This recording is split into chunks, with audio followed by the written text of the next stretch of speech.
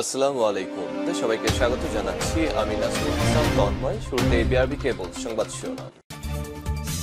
বাংলাদেশের সর্বশেষ গুরুত্বপূর্ণ আপডেট সংবাদে আপনাকে স্বাগত। শুরুতেই সংবাদ শিরোনাম, পরে বিস্তারিত।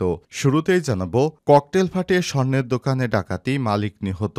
সাভারের আশুলা একটি স্বর্ণের দোকানে ডাকাতির ঘটনা ঘটেছে। সময় দুর্বৃত্তরা ককটেল বিস্ফোরণে এলাকায় আতঙ্ক ছড়িয়ে দোকানের মালিককে ছুরিকাঘাতে হত্যা করে। রোববার ৯ মার্চ রাত ৯টার দিকে নয়ারহাট এলাকায় দিলীপ স্বর্ণকারের দোকানে এই দুর্ঘটনা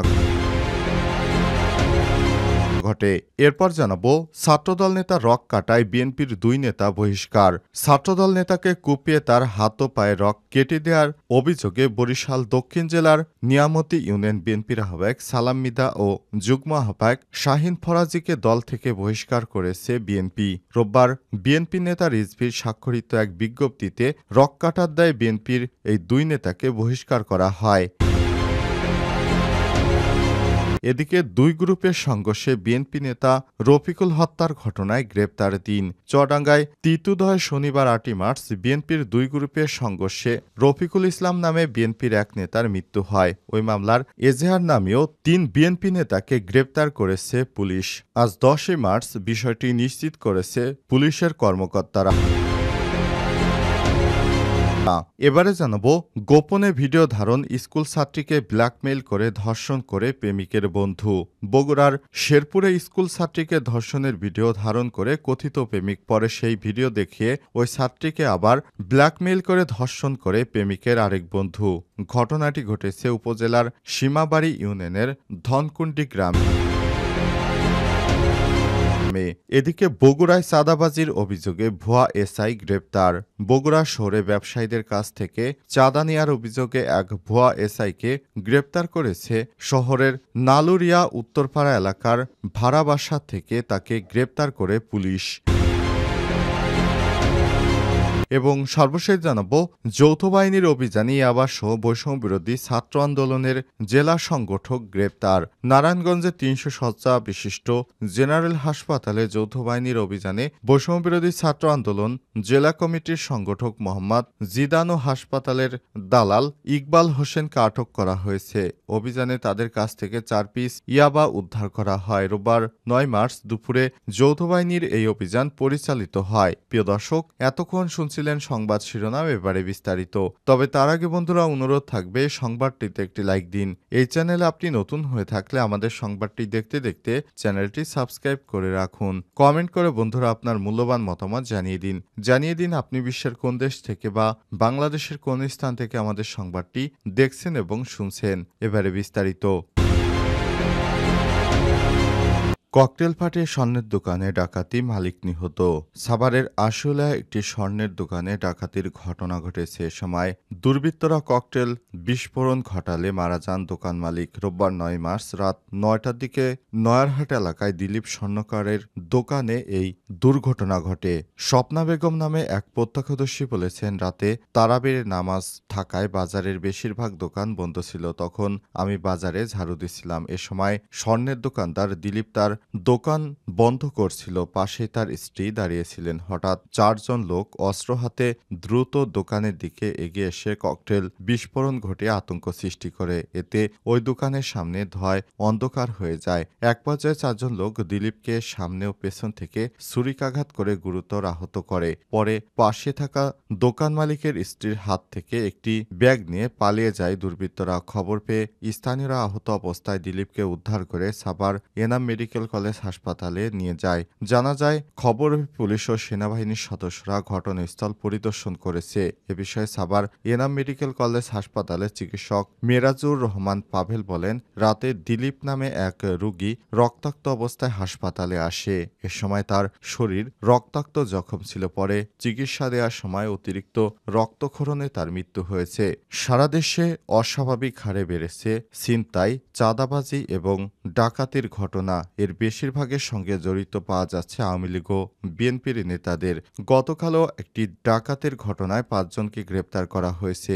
এদের মধ্যে ২ জনই বিএনপির নেতা। সারা দেশ জুড়ে ডাকাতির বেশিরভাগ ক্ষেত্রেই জড়িত রয়েছে এই দুইটি দলের নেতাকর্মীরা। ছাত্রদল নেতা রক কাটায় বিএনপির দুই নেতা বহিষ্কার। ছাত্রদল নেতাকে কুপিয়ে তার হাত পা ও রক কেটে দেওয়ার অভিযোগে বরিশাল দক্ষিণ জেলার নিয়ামতী ইউনিয়ন বিএনপির আহ্বায়ক সালাম মৃধা ও যুগ্ম আহ্বায়ক শাহিন ফরাজীকে দল থেকে বহিষ্কার করেছে বিএনপি। রোববার ৯ মার্চ বিএনপির সিনিয়র যুগ্ম মহাসচিব রুহুল কবির রিজভী স্বাক্ষরিত এক বিজ্ঞপ্তিতে এই তথ্য জানা গেছে। এতে বলা হয়েছে, দলীয় শৃঙ্খলা ভঙ্গ এবং দলের নীতি আদর্শ পরিপন্থী কার্যকলাপের জন্য আজ বরিশাল দক্ষিণ জেলাধীন বাকেরগঞ্জ উপজেলার নিয়ামতী ইউনিয়ন বিএনপির আহ্বায়ক সালাম মৃধা ও যুগ্ম আহ্বায়ক শহীদ ফরাজীকে বিএনপির প্রাথমিক সদস্য পদসহ সব পর্যায়ের পদ থেকে বহিষ্কার করা হয়েছে। জানা যায়, পূর্ববিরোধের জের ধরে শনিবার ৮ মার্চ রাত ৯টার দিকে নিয়ামতী বাজারে ভিআইপি মিষ্টির দোকানের সামনে সালাম মৃধা এবং শাহিন ফরাজীর নেতৃত্বে একদল যুবক প্রকাশ্যে নিয়ামতী ইউনিয়ন ছাত্রদলের সভাপতি মোহাম্মদ আসাদুল্লাহকে কুপিয়ে তার হাত পায়ে রক কেটে দেয়। এই ঘটনায় গতকাল বাকেরগঞ্জ উপজেলা পৌর কলেজ ছাত্রদলের নেতাকর্মীরা বরিশাল পটুয়াখালী মহাসড়ক সরকারি বাকেরগঞ্জ কলেজের সামনে অপরাধীদের গ্রেপ্তার ও দৃষ্টান্তমূলক শাস্তির দাবিতে মানববন্ধন ও বিক্ষোভ সমাবেশ করেছে। এরপরই বিএনপির এই দুই নেতাকে রক কাটার অভিযোগে দল থেকে বহিষ্কার করল বিএনপির নেতা রুহুল কবির রিজভী। দুই গ্রুপের সংঘর্ষে বিএনপি নেতা রফিকুল হত্যার ঘটনায় গ্রেপ্তার ৩। চুয়াডাঙ্গার তিতুদহে শনিবার ৮ মার্চ বিএনপির দুই গ্রুপের ব্যাপক সংঘর্ষে রফিকুল ইসলাম নামে এক বিএনপি নেতার মৃত্যু হয়। এই ৩ নামীয় আসামিকে গ্রেপ্তার করেছে পুলিশ। জানা গেছে, বিএনপির দুই গ্রুপের সংঘর্ষের ফলে একজনের মৃত্যু হয়। গ্রেপ্তারকৃতরা হলেন দর্শনা থানাধীন হুলিয়ামারি পাড়া গ্রামের মৃত শরীফ উদ্দিনের ছেলে এবং এজাহারে বর্ণিত ৪ নং আসামি তসলিমুজ্জামান সাগর মেম্বার, গিরিশনগর বাজার পাড়ার আব্দুল খালেক ত্রিপুরার ছেলে এজাহারে বর্ণিত ৬ নং আসামি বিল্লাল হোসেন এবং গিরিশনগর মোল্লাপাড়ায় মৃত আলীর ছেলে এজাহারে বর্ণিত ৩৭ নং আসামি আসের উদ্দিন মান্দার মেম্বার। চুয়াডাঙ্গার অতিরিক্ত police super crime and ops Kanak Kumar Das, সহকারী police super Damurhuda circle Zakia Sultana এবং দর্শনা থানার ভারপ্রাপ্ত কর্মকর্তা ওসি শহীদ তিতুমিরের নেতৃত্বে দর্শনা থানা পুলিশ ও ডিবির যৌথ অভিযানে শনিবার দিবাগত রাত ৩:৩০টার সময় গিরিশনগর মাঠ থেকে গ্রেপ্তার করা হয় তাদের। এ সময় গ্রেপ্তারকৃতদের কাছ থেকে হত্যাকাণ্ডে ব্যবহৃত একটি চাইনিজ কুড়াল, ৩টি রামদা, ৫টি বাঁশের লাঠি উদ্ধার করা হয়। এর আগে শনিবার রাতে নিহতের স্ত্রী নাহিদা আক্তার মুক্তা তার স্বামীকে হত্যার দায়ে ৩৮ জনের নাম উল্লেখ করে অজ্ঞাত আরও ২০ থেকে ২৫ জনকে আসামি করে মামলা দায়ের করেন। এই মামলা দায়েরের পর যৌথ বাহিনী অভিযান চালিয়ে এই সন্ত্রাসীদের গ্রেপ্তার করেছে। তারা বিএনপির সন্ত্রাসী বলে জানা গেছে। গোপন ভিডিও ধারণ করে স্কুল ছাত্রীকে ব্ল্যাকমেইল করে ধর্ষণ করে প্রেমিকের বন্ধু। বগুড়ার শেরপুরে স্কুল ছাত্রীকে ধর্ষণের ভিডিও ধারণ করে কথিত প্রেমিক পরে সেই ভিডিও দিয়ে ওই ছাত্রীকে ব্ল্যাকমেইল করে ধর্ষণ করে প্রেমিকের আরেক বন্ধু।